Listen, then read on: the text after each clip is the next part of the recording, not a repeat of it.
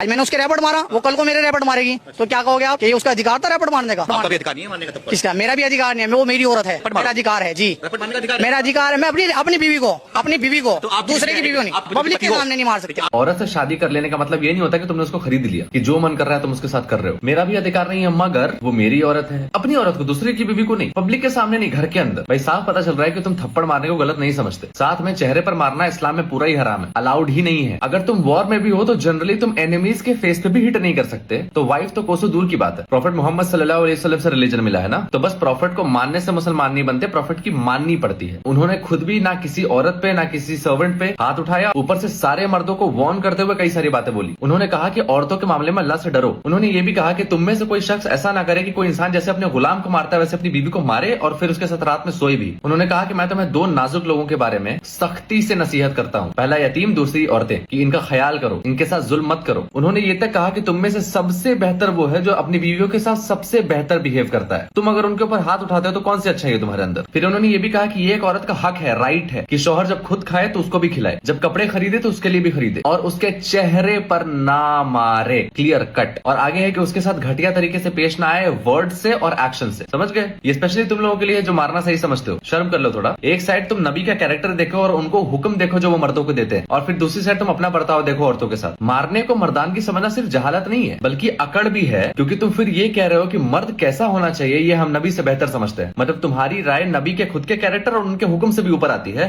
उन्होंने एक मयार, एक स्टैंडर्ड सेट कर दिया है कि मर्द कैसा होना चाहिए। तुम्हें अगर अभी भी मुझसे इख्तलाफ है तो तुम अपने ओपिनियंस को आग लगा लो। Thank you.